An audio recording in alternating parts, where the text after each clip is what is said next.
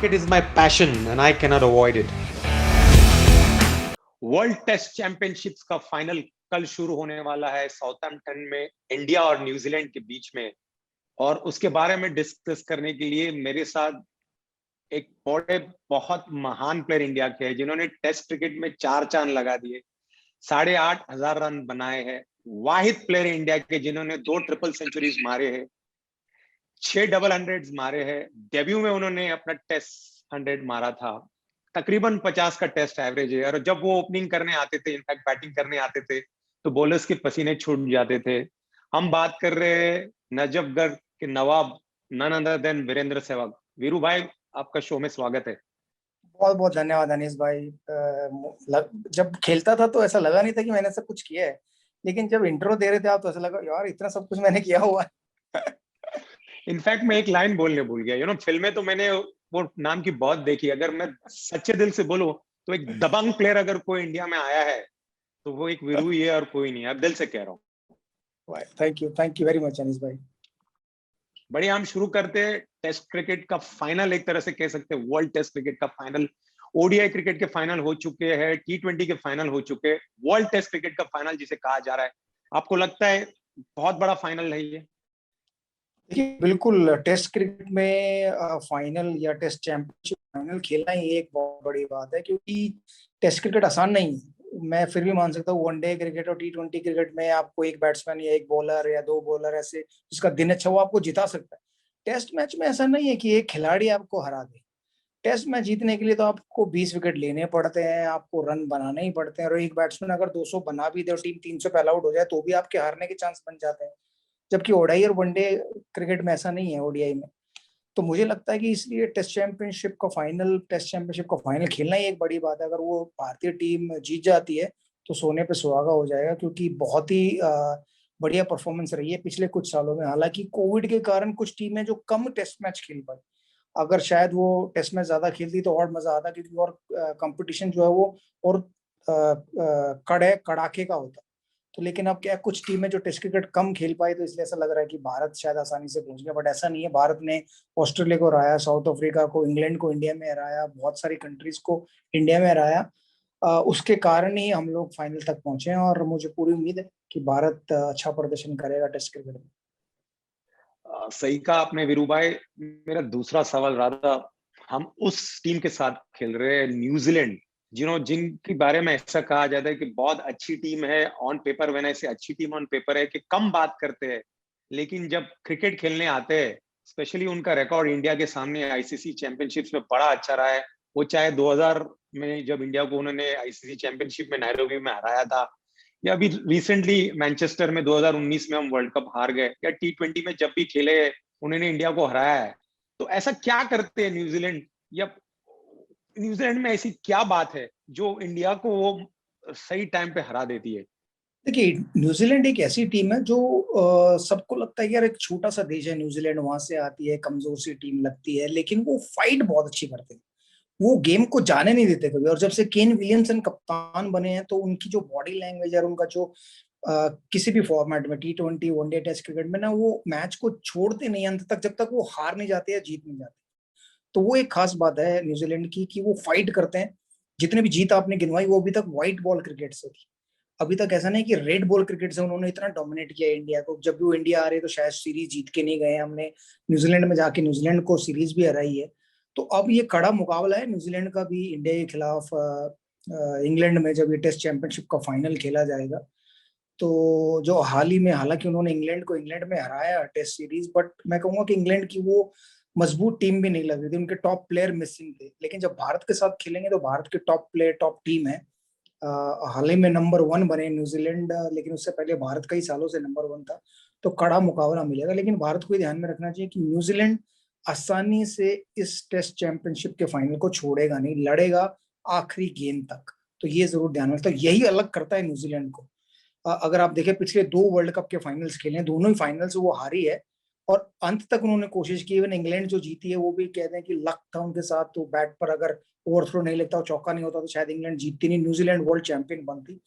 लेकिन आखिरी गेंद तक लड़ते हैं, और शायद इस टेस्ट चैंपियनशिप में भी वो ऐसा ही करेंगे, लड़ेंगे जरूर आखिरी गेंद तक, रिजल्ट जो मर्जी निकले। तो आपने जो जवाब दिया उसमें मेरे दो सवाल है। एक तो न्यूजीलैंड ने अभी इंग्लैंड को हराया, तो ओके इंग्लैंड की थोड़ी कमजोर टीम थी, उनके पास वो स्पिनर्स नहीं थे जो इंडिया के पास है, बट वो एक एडवांटेज है कि उन्होंने तैयारी की है, जबकि इंडिया प्रैक्टिस करके जा रही है। उन्होंने 2 टेस्ट मैच खेले।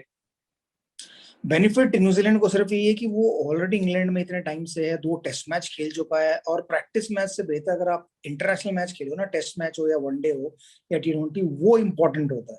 प्रैक्टिस मैच तो प्रैक्टिस ही रहता है ना, कि आप आपके अपने गेंदबाज हो या अपनी टीम के खिलाफ या किसी भी कमजोर टीम के खिलाफ आप प्रैक्टिस मैच खेलते हो, उसमें जो मर्जी परफॉर्मेंस कर लो, तो वो कॉन्फिडेंस उतना आता जरूर है, लेकिन उतना नहीं आता जब आप इंटरनेशनल मैच में रन बना के आते हो। चाहे कॉनवे ने 200 रन बनाए, वो इंग्लैंड के खिलाफ बनाए, वो इंटरनेशनल डेब्यू था उनका, और उस डेब्यू में जो 200 बनाया उसका कॉन्फिडेंस लेके वो इस वर्ल्ड टेस्ट चैंपियनशिप में उतरेंगे।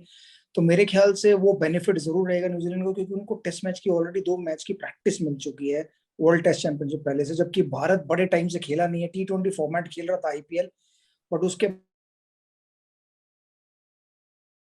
प्रैक्टिस की है और प्रैक्टिस मैच खेला है, तो वो जरूर है एक डाउट। और जहां तक मैंने वेदर को पढ़ा है अभी कुछ टाइम से, तो ऐसा लग रहा है कि शायद इंग्लैंड में वेदर का बहुत बड़ा रोल रहेगा, क्योंकि जब जब हम इंग्लैंड जाते हैं, अगर धूप निकलती है तो अच्छा बैटिंग विकेट बन जाता है, बादल आते हैं तो अच्छा स्विंग विकेट बन जाता है। तो वो एक एडवांटेज और डिसएडवांटेज रहता है इंग्लैंड का, जो जिनको पसंद है स्विंग के साथ खेलना उनके लिए तो एडवांटेज है, और जिनको पसंद नहीं। पहले आंसर से था कि इंडिया की टीम लास्ट सालों में खुद अच्छा कर रही है, बट लास्ट ईयर जब हमने ऑस्ट्रेलिया को ऑस्ट्रेलिया के घर में जाके हराया, जब हमारे पास तकरीबन सिर्फ 2 प्लेयर रेगुलर थे, बाकी सब नए थे, वो चाहे वॉशिंगटन सुंदर हो या शार्दुल ठाकुर हो, ऋषभ पंत चलो फिर भी पुराने थे, खेल रहे थे, जिसको मौका दिया, टी मोहम्मद नटराजन को सिराज। मौका दिया, सबने हाथ ऊपर करके परफॉर्मेंस दिया। इस दफा इंडिया पूरी मजबूत टीम के साथ जा रही है। आपको स्क्वाड में कुछ ऐसा लग रहा है कि कोई प्लेयर लेना चाहिए था, कि सही स्क्वाड डिक्लेयर किया गया है?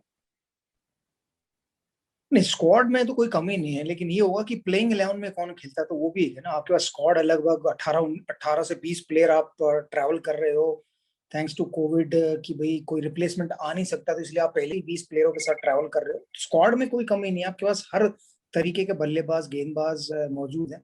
लेकिन आप प्लेइंग 11 का चयन कैसे करते, विकेट के अनुसार कर पाते नहीं कर पाते, वो प्लेयर उस दिन परफॉर्म करेगा नहीं करेगा, बहुत कुछ निर्भर करता है। तो ये कहना कि आप मजबूत से मजबूत टीम बना लो और आप जीती जाओगे, ऐसा नहीं है, क्योंकि मैं 2005 में ना वर्ल्ड 11 की तरफ से खेला था ऑस्ट्रेलिया के खिलाफ, ऑस्ट्रेलिया में, और वो भी टेस्ट मैच था, और हम लोग वो टेस्ट मैच 3 दिन में हार गए थे। तो हमारे पास टॉप के प्लेयर थे, Brian Lara, Jacques Kallis, Graeme Smith, Sehwag, Dravid, top की टीम थी हमारी, लेकिन फिर भी हम लोग 3 दिन में टेस्ट मैच हार गए। तो ऐसा नहीं है कि टॉप की टीम बनाने से आप टेस्ट मैच जीत जाओगे, एक यूनिट होनी चाहिए जो एक साथ मिलकर खेल सके। एक साथ मिलने का मतलब है कि आप बैटिंग में भी अच्छा प्रदर्शन करो और बॉलिंग में भी और फील्डिंग में भी। अगर आप बैटिंग बॉलिंग में अच्छा करते हो और आप कैचेस नहीं पकड़ते, तो दूसरी टीम को आप एडवांटेज देते हो ना, उनके 20 विकेट लेने के बजाय आप 25 या 30 विकेट लेने पड़ेंगे, क्योंकि आप उन्हें 5-6 कैचेस छोड़ दिए थे, तो उनको दोबारा आउट करना पड़ेगा। तो वो इंपॉर्टेंट हो जाता है कि आप एक यूनिट बन के खेलो एक साथ, चाहे टीम कैसी भी हो, अगर एक साथ जुड़कर खेलेंगे, एक साथ परफॉर्मेंस करेंगे तीनों यूनिट में, बैटिंग बॉलिंग फील्डिंग में, तो फिर आप किसी भी टीम को हरा सकते हैं। बिल्कुल सही फरमाया वीरू भाई ने, कि एज ए यूनिट हम खेलेंगे तो हम अच्छे से अच्छी टीम को हरा सकते हैं। मैंने आपका एक आर्टिकल पढ़ा था कुछ एक दिन पहले, यहाँ पे आया था, जहां आपने कहा था कि इंडिया की सक्सेस का राज इंडिया के बॉलर्स है। तो इंडिया के 5 बॉलर्स जो आपको लगता है इस फाइनल में खेलेंगे? देखिए, मुझे लगता है बुमराह, शामी, ईशांत, ये 3 फास्ट बॉलर खेलने चाहिए, और जडेजा और अश्विन दोनों को मैं इसलिए खिला रहा हूँ, एक तो एक्सपीरियंस इतना है इनको टेस्ट क्रिकेट का, दूसरा दोनों बल्लेबाजी कर रहा है। अश्विन के तो शायद 4 टेस्ट 100 है, जडेजा ने भी एक टेस्ट 100 बनाया, और वो जो 7-8 नंबर पर रन बनाते ही हैं, ऐसा नहीं कि नहीं बनाते। तो आप एक अतिरिक्त बल्लेबाज को लेके जाओगे तो आपका एक गेंदबाज मिस हो जाएगा। तो मुझे लगता है कि 6 बल्लेबाज, उसमें एक विकेट कीपर हो और 5 गेंदबाज के साथ उतरे, तो तालमेल सही है। क्योंकि इंग्लैंड में भी क्या होता है, कई बार स्लो ट्रैक्स मिल जाते हैं आपको, स्पिन होना शुरू हो जाता है 3rd डे 4th डे पे, तो 4th और 5th डे पे अगर टर्न होना शुरू होता है तो दोनों स्पिनर काम में आते हैं। तो मुझे लगता है कि शायद ये 5 बॉलर का कॉम्बिनेशन के साथ उतरती है भारतीय टीम, तो चांसेस ज्यादा है जीतने। और बैटिंग में वो पहले 6 बैट्समैन पिक कर लेते अपने आप को, अजिंक्य रहाणे मतलब के साथ। देखिए, मेरी प्रेफर ये है कि रोहित और मयंक अग्रवाल, क्योंकि मयंक अग्रवाल ने डबल 100 बनाए हैं, 100 बनाए हैं, रोहित शर्मा ने डबल 100 बनाए हैं, तो बड़े रन बनाना जानते हैं। Shubman Gill no doubt talented हैं, लेकिन अभी तक जितनी उम्मीदें थी उनसे उतना उन्होंने अच्छा प्रदर्शन नहीं किया। तो मुझे ऐसा लगता है कि शायद शुभमन गिल की जगह मयंक अग्रवाल एज ओपनर हो सकते हैं रोहित के साथ। फिर बाकी सब तो अपने आप को सिलेक्ट करते हैं, चाहे वो रोहित उन्होंने एक्चुअली में को। स्क्वाड में मयंक का नाम नहीं डाला है, शुभमन का डाला है, 15 के तो शायद स्क्वाड जो फिर आईसीसी के तो रूल। तो शायद फिर वो नहीं खेल पाएंगे, तो शुभमन गिल खेलेंगे, या हो सकता है केएल राहुल खेलते हुए नजर आए। बट वो भी नहीं है स्क्वाड में, मेरी वो प्रेफरेंस भी नहीं होती है। मेरी प्रेफरेंस होती तो जो 15 का स्क्वाड था मैं उनमें इन दोनों को रखता, और मैं खिलाता जरूर मयंक अग्रवाल को, क्योंकि एक्सपीरियंस कहीं ना कहीं काम आता है। जरूर अच्छे टैलेंटेड बल्लेबाज है शुभमन गिल, यंग है, अभी शायद 23-24 साल के ही हैं, बट शायद अभी थोड़ा और इंतजार कर सकते थे। लेकिन ये मेरी राय है, वहां पर टीम की राय दूसरी है, तो वो शुभमन गिल के साथ जाएंगे। तो बाकी विराट कोहली, अजिंक्य रहाणे, पुजारा, ये सब अपने आप को खुद ही सिलेक्ट करते हैं। इनको इनको तो कोई जरूरत ही नहीं है किसी को और नाम लेने की। तो सिर्फ एक ही कड़ी थी कि ओपनिंग कौन करेगा रोहित शर्मा के साथ, या तो मयंक अग्रवाल या शुभमन गिल। तो शायद अब आपने मुझे बता दिया कि 15 के स्क्वाड में ही नहीं है मयंक अग्रवाल, तो शायद शुभमन गिल ही करते हुए नजर आएंगे। आपने और एक चीज कहा था कि you are looking forward to the battle between Rohit Sharma and Trent bolt.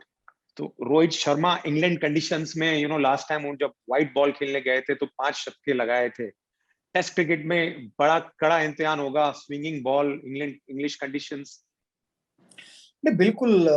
Test cricket आप कहीं भी खेलो, किसी भी फ्लैट ट्रैक पे खेलो, वो वैसे ही टफ क्रिकेट रहती है। तभी तो उसका नाम भी टेस्ट क्रिकेट इसलिए पड़ा है। हर चीज का टेस्ट होगा, आपके कैरेक्टर का, पेशेंस का, आपके कमबैक्स का, सबका टेस्ट होता है। तो इसलिए शायद टेस्ट क्रिकेट टफ है। तो ऐसा नहीं है कि बैटिंग कंडीशन भी होंगे ना तब भी शायद रन बनाने मुश्किल हो जाते हैं। इंग्लैंड में कई बार कंडीशंस बॉलर के फेवर की होती है, फिर भी बैट्समैन रन बनाता है, क्योंकि वो सब अपने पेशेंस बहुत दिखाता है। तो रोहित को भी वही करना होगा।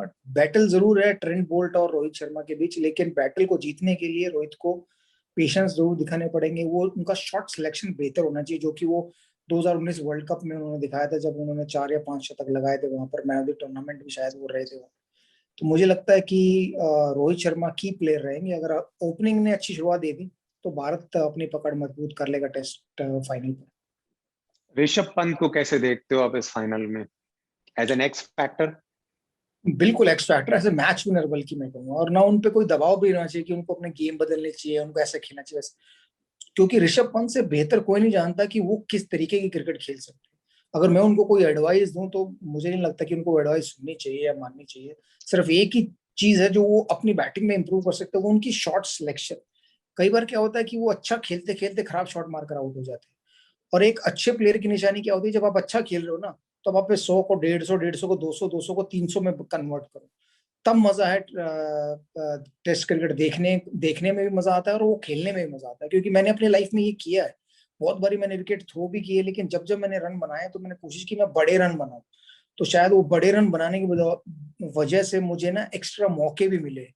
तो मेरी टेस्ट सीरीज खराब जाती थी तो मुझे ये कह के मौका जरूर मिलता था, नहीं यार कोई बात नहीं, एक सीरीज खराब होगी, लेकिन उन्होंने पास्ट में 5 डबल 100 बनाए हुए, 300 बनाए हुए, दो, तो इनको एक और मौका। तो वो एक मौका और मिलता है या एक सीरीज और मिलती है, तो उसमें 3 टेस्ट मैच, 6 पारियां मिलती है। तो उन 6 पारियों में कहीं ना कहीं आप एक 100 डबल 100 बना ही देते हो, ताकि आपका कैरियर और लंबा हो जाए। तो ऋषभ पंत को वही करना चाहिए कि जब वो रन बनाए तो वो बड़ा स्कोर बनाए, ताकि कोई उन पर उंगली ना उठा सके। वीरेंद्र सहवाग से जब कहा गया था कि वीरेंद्र सहवाग अपने फुटवर्क नहीं इस्तेमाल करते, तो वीरेंद्र सहवाग ने कहा था कि मुझे ये बोला था कि मैं फुटवर्क, बट मुझे किसी ने बताया नहीं कि फुटवर्क कैसे सही किया जाता है। तो इस सवाल पे हम आते हैं कि ऋषभ पंत जब खुलकर खेलते हैं तो उसे खेलने दिया जाए जैसे खेले, प्ले लाइक वीरेंद्र सहवाग, दबंग की तरह बिंदास। नहीं, बिल्कुल वो उनकी गेम को वो बेहतर तरीके से जानते हैं। और मुझे लगता है कि वो टेस्ट क्रिकेट में सबसे बढ़िया बल्लेबाजी करते हैं कंपेयर टू वनडे और T20 ना। वहां पर वो जल्दी हड़बड़ाहट दिखाते हैं, सेटल नहीं होते, खुद को सेटल नहीं करने देते। टेस्ट क्रिकेट में क्या है कि वो टाइम लेते हैं अपना, मतलब 6 गेंद अगर उन्होंने ब्लॉक कर लिया, अगली 6 गेंदों में 2 चौके मार लेते हैं या छक्का चौका मार लेते हैं, तो उनका जो स्ट्राइक रेट है वो भी कॉम्पनसेट हो जाता है। मुझे लगता है उनके माइंडसेट में स्ट्राइक रेट ज्यादा चलता रहता है कि मुझे जितनी बोले खेलूं उतने ही रन बनाऊं। तो वो टेस्ट क्रिकेट में शायद सबसे बेहतर खेलते हैं। तो उम्मीद है कि इस टेस्ट फाइनल, चैंपियनशिप फाइनल में भी वो बेहतर प्रदर्शन करेंगे और एक्स फैक्टर बन के निकलेंगे। जाते जाते आखिरी सवाल, वीरू भाई, इंडिया या न्यूजीलैंड, कौन ये बाजी ले जाएगा?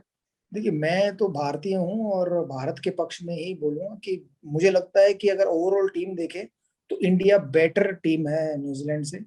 बट ऐसा नहीं है कि बेटर टीम है तो वो जीती जाएगी, मेहनत जरूर करनी पड़ेगी, लड़ना पड़ेगा, भारतीय टीम को परफॉर्मेंस ग्राउंड पे देनी पड़ेगी। तो मैं उम्मीद करता हूँ कि भारत ये टेस्ट चैंपियनशिप जीतेगा। वेल, हम सब यही उम्मीद करते हैं कि भारत ये वर्ल्ड टेस्ट चैंपियनशिप जीते। जैसे वीरू ने कहा कि world test championship, it's like a world cup final, और जब ये टेस्ट क्रिकेट है सबसे बड़ी चीज है। हम सारी ये उम्मीद करते हैं। बहुत बहुत शुक्रिया वीरू भाई, आपसे बात करके एज ऑलवेज मजा आया।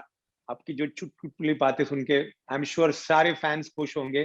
कल जल्द मुलाकात करेंगे। अपना ख्याल रखना है और दुआ में याद रखना। या थैंक यू नीश भाई, आप भी टेक अपना केयर ख्याल भैया। रखें। Thank you, bye take care. Bye. Take care, bye bye.